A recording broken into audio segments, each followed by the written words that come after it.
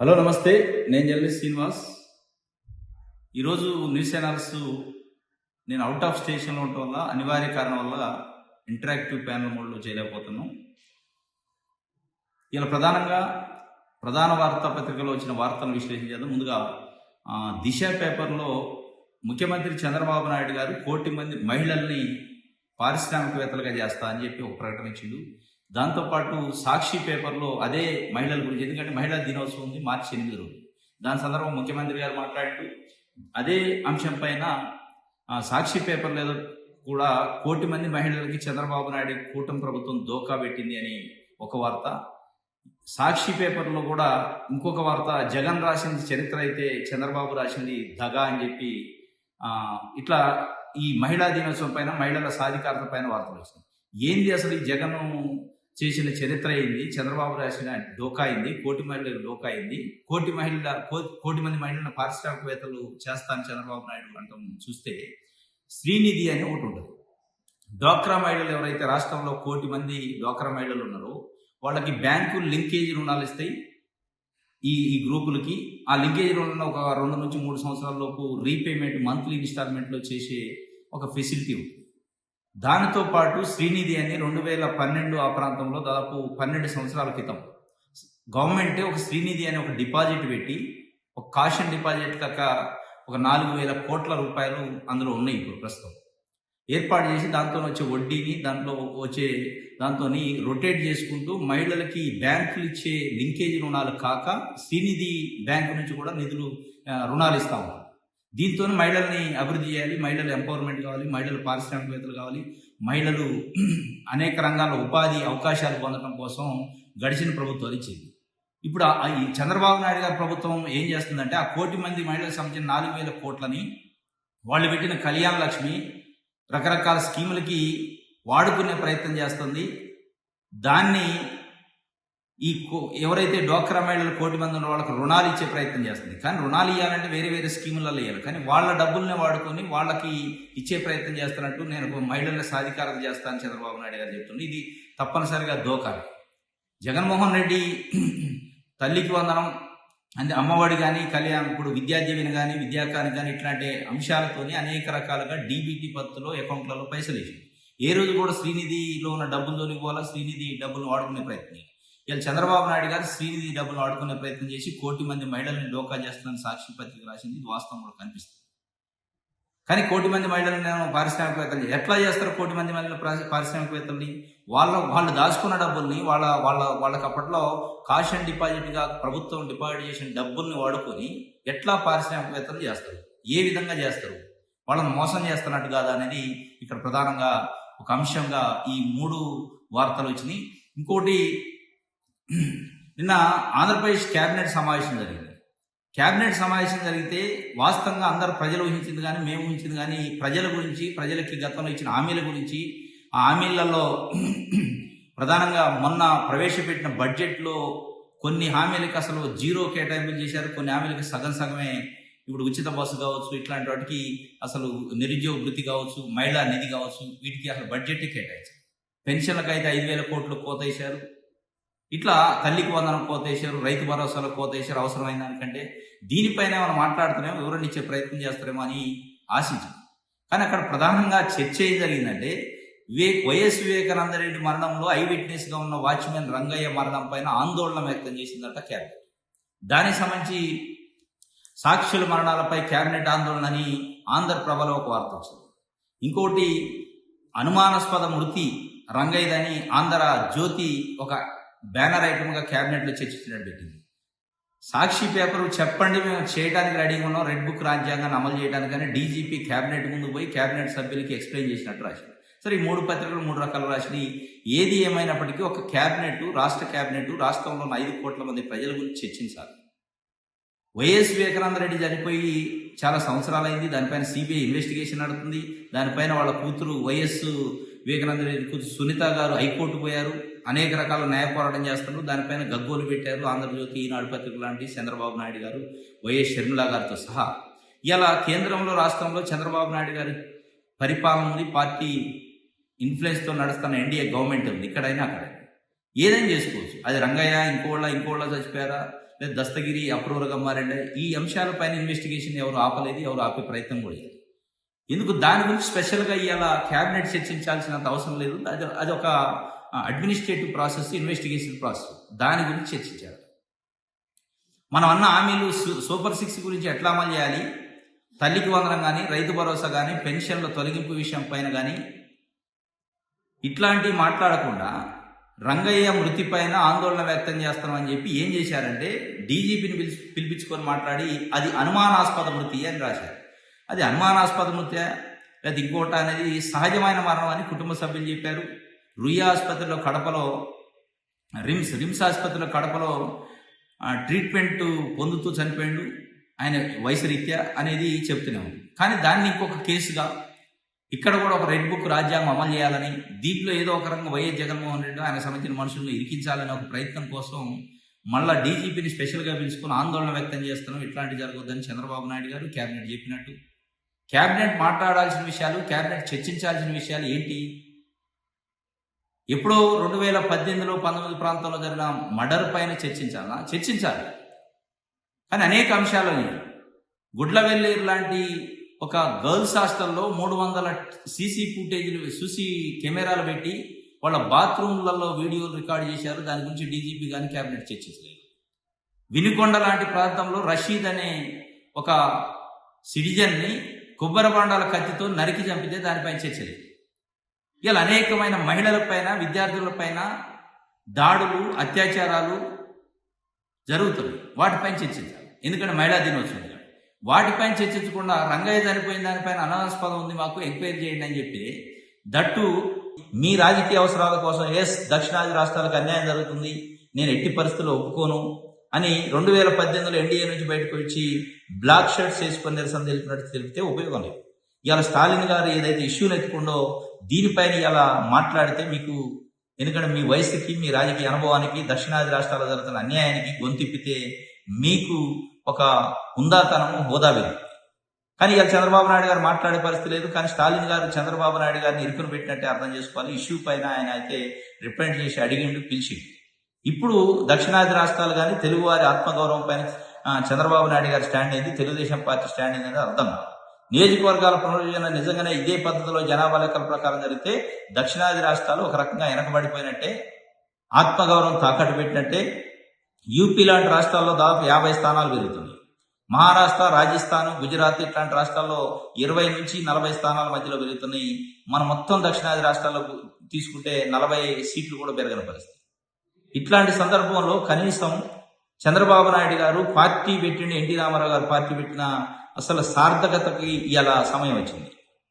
ఆ అంశానికి ఆ ప్రాధాన్యత వచ్చింది. ఇవాళ కూడా మాట్లాడకుండా నేను సందర్భం వచ్చినప్పుడు మాట్లాడతా అనే పరిస్థితి అయింది. కానీ స్టాలినే ఆహ్వానం పలికిండు. ఈ ఆహ్వానం పైన ఈ నెల 22 జరిగే సమావేశానికి చంద్రబాబు నాయుడు గారు అటెండ్ అవుతుందా కాడా అనేది ప్రధానమైన అంశం. ఒకళ్ళు అటెండ్ అయితే ఏంటి పరిణామాలంటే తప్పనిసరిగా దానికి సీరియస్నెస్ వస్తుంది. చంద్రబాబు నాయుడు గారు అటెండ్ అయితే ఒకటి, దక్షిణాది రాష్ట్రాల్లో ఉన్న మిగతా ముఖ్యమంత్రులు అటెండ్ అయితే ఒకటి. చంద్రబాబు నాయుడు గారు అటెండ్ అయితే మోడీ క్యాబినెట్లో ఒక పార్టీ వచ్చి అటెండ్ అయినట్టు, మోడీ క్యాబినెట్ తీసుకున్న నిర్ణయాన్ని ఒక పార్టీ, ఆ క్యాబినెట్ లో ఉన్న ఒక పార్టీ వ్యతిరేకిస్తున్నట్టు, దానికి సీరియస్నెస్ వస్తుంది. ఒక రకంగా దక్షిణాది రాష్ట్రాలకు న్యాయం జరిగింది. కానీ ఆయన వస్తాడు అని ఆశించడానికి లేదు. ఆయన రాజకీయ ప్రయోజనాలు, వ్యక్తిగత ప్రయోజనాలు అయ్యే చూస్తాడు తప్ప, ఆయనకు రాజకీయంగా అవసరం వచ్చినప్పుడు బయటకు వచ్చి మోడీని విషయాన్ని తిడతారు తప్ప, ఇవాళ రాజకీయంగా ఆయనకి వాళ్ళతో అంటగాగటం అవసరం కాబట్టి ఇవాళ అంత ఈజీగా బయటికి రాడనేది ఒక చర్చ. ఇది ఒక వార్తగా ఏబిఎన్ డీలిమిటేషన్ పైన చర్చిద్దాం రాండి అని స్టాలిన్ పిలిచినట్టు, చంద్రబాబు నాయుడు గారికి కూడా ఆహ్వానం అందినట్టు రాశారు. ఇంకోటి, ఆ నలుగురు ఎవరు అని దిశ పేపర్ ఒక వార్త రాసింది. ఆ నలుగురు అంటే ఇప్పుడు 5 ఎమ్మెల్సీ స్థానాలు ఖాళీ అని ఆంధ్రప్రదేశ్లో. ఒకటి జనసేన పార్టీ నాగబాబు గారు ఆల్రెడీ నామినేషన్ వేసిండు. ఇంకా 4 ఎమ్మెల్సీ స్థానాలు ఖాళీ ఉన్నాయి. ఆ నలుగురిని ఎవరిని పెడతాడు చంద్రబాబు నాయుడు గారిని. కానీ నేనేమనుకుంటున్నా అంటే ఆ నలుగురు గారు ఆ ఇద్దరు ఎవరు అనే అంశం వచ్చే అవకాశం ఉంది, లేదా ఆ ముగ్గురు.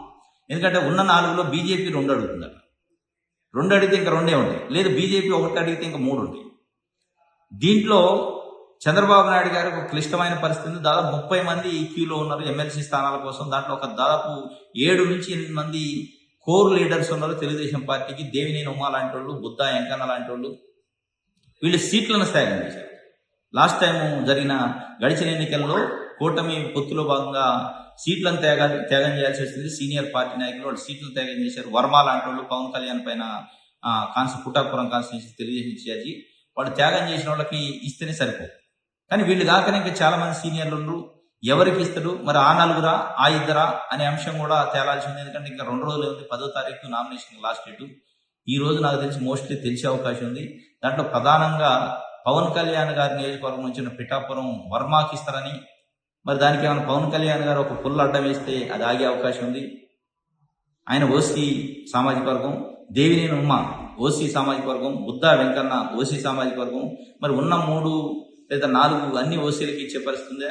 ఒక ఎస్సీ, ఒక ఎస్టీ, ఒక బీసీ, ఒక ఓసీ ఇస్తారా అంటే ఇక ఈక్వేషన్స్ తర్వాత కానీ అసలు వాటిని నియామకం చేపట్టని చంద్రబాబు నాయుడు గారి పరిస్థితి ఎట్లా ఉందంటే, ఇలా చంద్రబాబు నాయుడు గారు ఆయనకాయన అధిష్టానం ఉండేది గడిచిన ఎన్నికల వరకు. గడిచిన ఎన్నికల్లో బీజేపీతో ఎప్పుడైతే పొత్తు పెట్టుకుంటూ అధిష్టానం ఢిల్లీలో తయారైంది. ఒక రాజ్యసభ మెంబర్ ఖాళీ అయినా, ఒక ఎమ్మెల్సీ ఖాళీ అయినా దానికి సెలక్షన్ చేసుకోవడానికి ఢిల్లీ పోయి చర్చించాల్సిన పరిస్థితి వచ్చింది. ఆయన అడ్డకత్తెరలో పడ్డ పావు చెక్కలైపోయింది. ఇప్పుడు మళ్ళీ ఢిల్లీ పోవాల్సిన పరిస్థితి, స్వేచ్ఛ లేని పరిస్థితి, ఒక నిర్బంధంలో ఉన్నట్టు అర్థమైంది. ఇప్పుడు ఈ 4 ఎమ్మెల్సీల్లో బీజేపీ ఎన్ని తీసుకుంటుందో చూసి ఆయన సెలెక్ట్ చేయాల్సిన పరిస్థితి వచ్చింది. కాబట్టి ఆ 4 కాదు ఆ 2 అనే అంశం లెక్కనే ఇవాళ మనకి కనిపిస్తుంది. ఇది దిశ పేపర్ ఒకటి రిపోర్ట్ చేసింది. ఇంకోటి అప్పులపై చంద్రబాబు నాయుడు గారు తెలుగుదేశం పార్టీ, ఏబిఎన్, ఆంధ్రజ్యోతి పత్రికలు, టీవీ ఛానల్, ఈటీవీ, టీవీ5 ఇట్లాంటి ఈనాడు పేపర్ రాసిన అనేక కట్టుకథలకి మొన్న పయ్యవల కేశవుల ఆర్థిక శాఖ మంత్రి ప్రవేశపెట్టిన బడ్జెట్, కేబినెట్ మాట్లాడాల్సిన విషయాలు, కేబినెట్ చర్చించాల్సిన విషయాలు ఏంటి? ఎప్పుడో 2018లో 19 ప్రాంతంలో జరిగిన మర్డర్ పైన చర్చించాలి. కానీ అనేక అంశాలని గుడ్లవెల్లేరు లాంటి ఒక గర్ల్స్ హాస్టల్లో 300 సీసీ కెమెరాలు పెట్టి వాళ్ళ బాత్రూమ్లలో వీడియోలు రికార్డ్ చేశారు. దాని గురించి డీజీపీ కానీ కేబినెట్ చర్చించలేదు. వినుకొండ లాంటి ప్రాంతంలో రషీద్ అనే ఒక సిటిజన్ని కొబ్బరి బొండాల కత్తితో నరికి చంపితే దానిపైన చర్చలేదు. ఇలా అనేకమైన మహిళలపైన, విద్యార్థులపైన దాడులు, అత్యాచారాలు జరుగుతున్నాయి. వాటిపైన చర్చించాలి. ఎందుకంటే మహిళా దినోత్సవం. వాటిపైన చర్చించకుండా రంగయ్య చనిపోయిన దానిపైన అనుమానాస్పదం ఉంది, మాకు ఎంక్వైరీ చేయండి అని చెప్పి దట్టు దానిపైన విచారణ వేసినామని చెప్పి డీజీపీ గారు చెప్పారు. విచారణకు ముందే డీజీపీ గారు అది అనుమానాస్పద మృతే, సహజంగా మృతి చెందలేదని టాప్ లెవెల్ పోలీస్ ఆఫీసరు రాష్ట్రంలో ఆయన ఒక ప్రకటన చేశాక దాని ఎంక్వైరీ రిపోర్ట్ ఏ రకంగా వద్ది, ఎవరిని ఇరికించే ప్రయత్నం చేస్తారని స్పష్టంగా అర్థం. సరే, ఎవరినైనా ఇరికించండి, ఎవరినైనా చేసుకోవచ్చు. కానీ మాకుగా ఉన్న అభ్యంతరాలు ఏంది, ప్రజలకి ఇవాళ ఉన్న అభ్యంతరాలు ఏంటంటే, ప్రజల గురించి మాట్లాడండి క్యాబినెట్. ప్రజల గురించి కాకుండా కక్ష సాధింపులు, రాజకీయాల కోసమే క్యాబినెట్లు పెట్టి మాట్లాడే పరిస్థితి అయితే మరి ఎడిపోతున్న వ్యవస్థ అనేది ఇలా. ఎందుకంటే ఆందోళన వ్యక్తం చేసింది. అనుమానాస్పద మృతి అని రకరకాలుగా పత్రికలలో వార్తలు, అనుమానాస్పద మృతి అని ఆంధ్రజ్యోతి పేపర్ రాసింది. ఎవరు చూశారు అనుమానాస్పద? వాళ్ళ కుటుంబ సభ్యులు ఆయన కంప్లైంట్ చేశారా? ఎక్కడ కంప్లైంట్ చేయని జత్వానీని పట్టుకొచ్చి 3 ఐపీఎస్ ఆఫీసర్ని సస్పెండ్ చేసి వీళ్ళు ఎక్కడ కంప్లైంట్ చేయని రంగయ్య వాచ్మెన్ కుటుంబాన్ని ఐ విట్నెస్, వాస్తవమే, దాంట్లో డౌట్ లేదు. ఇట్లాంటి అనేక అంశాలు కేవలం రెడ్ బుక్ని లోకేష్ గారు మొన్న కూడా ప్రకటించారు.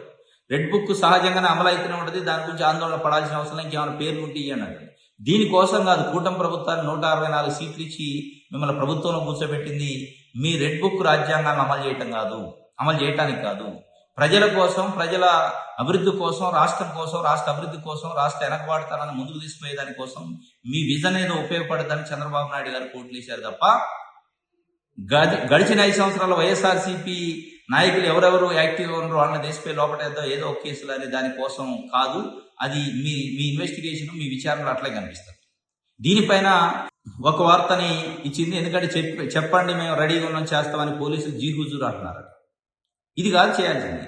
ఇలా ప్రజలు అనేక ఇష్యూస్లో, లా అండ్ ఆర్డర్ ఇష్యూలో బెదిరింపులు, అత్యాచారాలు, హత్యలు, మహిళలపైన వేధింపులు రకరకాలుగా ఉన్నాయి.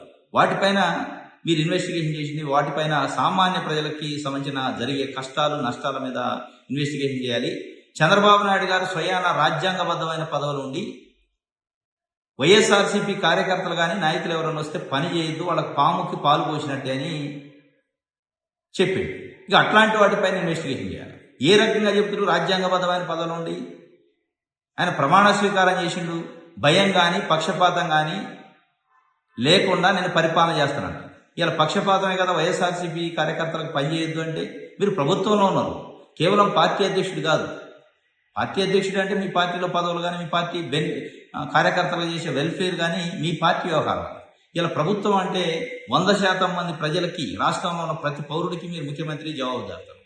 అట్లాంటి ప్రకటన చేసిన తర్వాత మీరు ఏ రకంగా ఇలా ఆందోళన చెందుతున్నాం, క్యాబినెట్ మీటింగ్లు పెట్టి ఏ అంశాలపైన మాట్లాడతారు మీరు అనేది కూడా ఇక్కడ ప్రధానంగా ఒక చర్చ.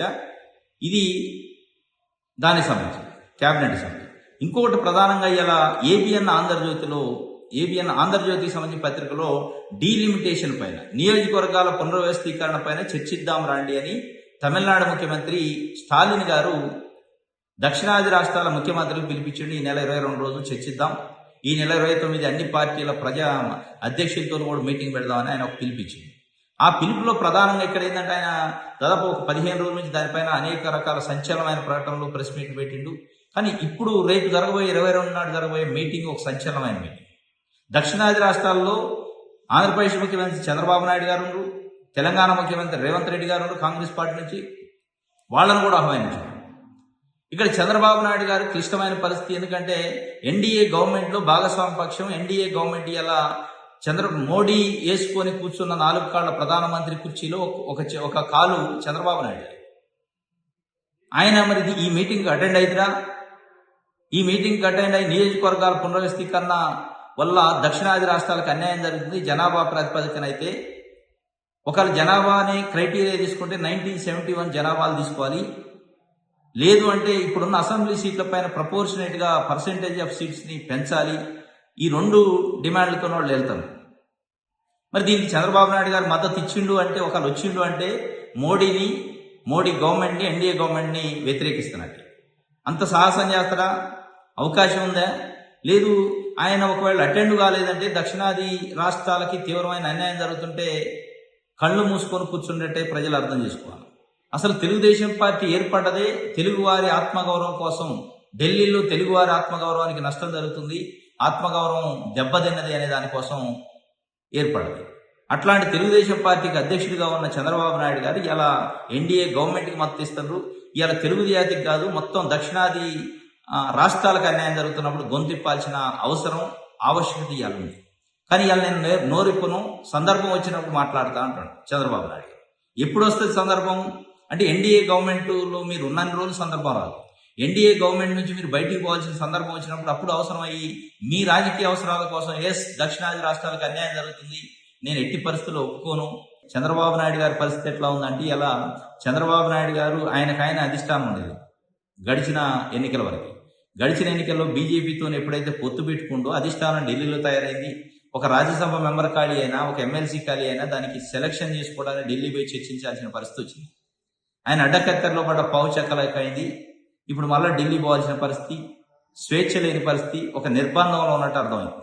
ఇప్పుడు ఈ 4 ఎమ్మెల్సీల్లో బీజేపీ ఎన్ని తీసుకుంటుందో చూసి ఆయన సెలెక్ట్ చేయాల్సిన పరిస్థితి వచ్చింది. కాబట్టి ఆ 4 కాదు, ఆ 2 అనే అంశం లెక్కనే ఇవాళ మనకి కనిపిస్తుంది.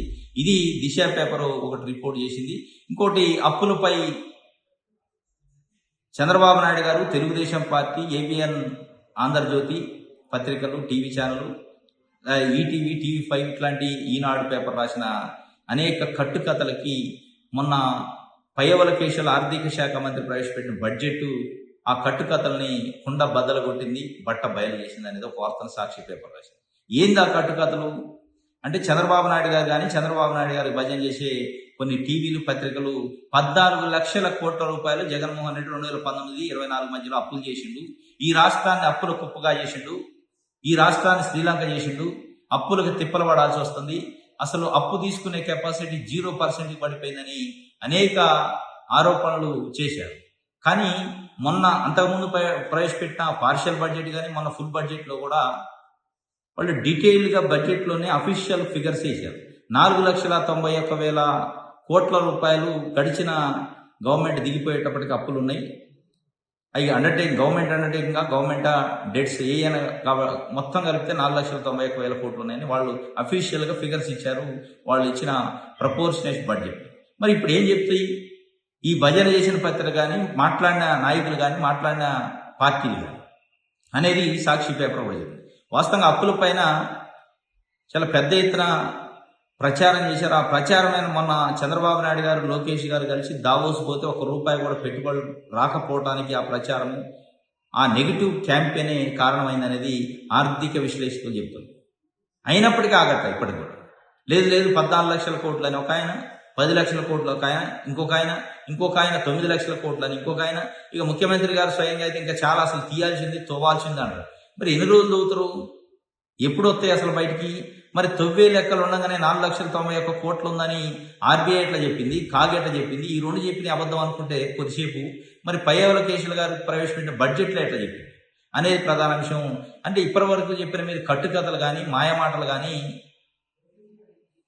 ఎంతవరకు ప్రజలు విశ్వసించాలి మీ మాటలు అనేది స్పష్టంగా అర్థమైంది అనేది జగన్మోహన్ రెడ్డి కానీ వాళ్ళ పత్రికలు, వాళ్ళ పార్టీ కార్యకర్తలు, నాయకులు చెప్పింది. వాస్తవం వాళ్ళు లేదు 14 లక్షల కోట్ల అప్పులు కాదు, అప్పుల పాలు చేసింది నేను కాదు, దివాలా తీసిందని రకరకాలు చెప్పారు. అది తప్పు అని చెప్పారు. ఆ తప్పుడు ప్రచారం చేశారని ఇవాళ స్పష్టంగా ఇవాళ మీరు ప్రవేశపెట్టిన బడ్జెట్ ద్వారా తెలుస్తుంది. 4,91,000 కోట్లు ఉంటే దాన్ని 10 లక్షలు దానికి యాడ్ చేసి 14 లక్షల కోట్లు ఉన్నాయని చెప్పి ఇవాళ రాష్ట్రానికి పెట్టుబడులు రాకుండా, రాష్ట్రానికి దావోస్లో ₹1 రాకుండా ఒక నెగిటివ్ క్యాంపెయిన్ చేసి రాష్ట్రంలోని ప్రజల ఆత్మస్థైర్యాన్ని దెబ్బతీసేటట్టు తయారు చేశారు.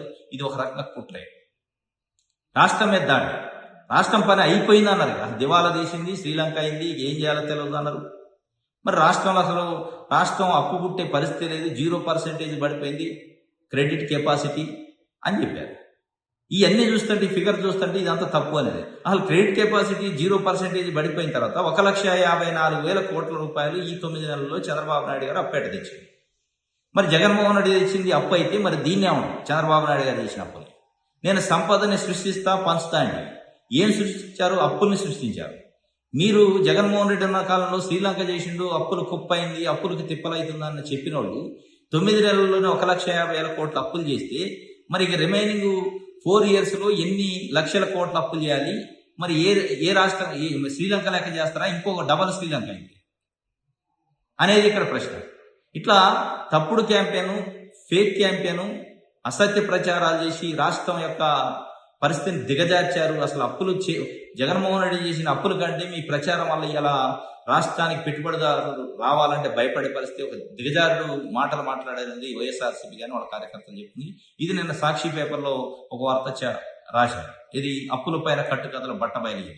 ఇది ఇలా ప్రధానమైన వార్తాపత్రికలో వచ్చిన వార్తలకు సంబంధించిన విశ్లేషణ. రేపు తాజా వార్తలతో తిరిగి కలుసుకుందాం. Thank you.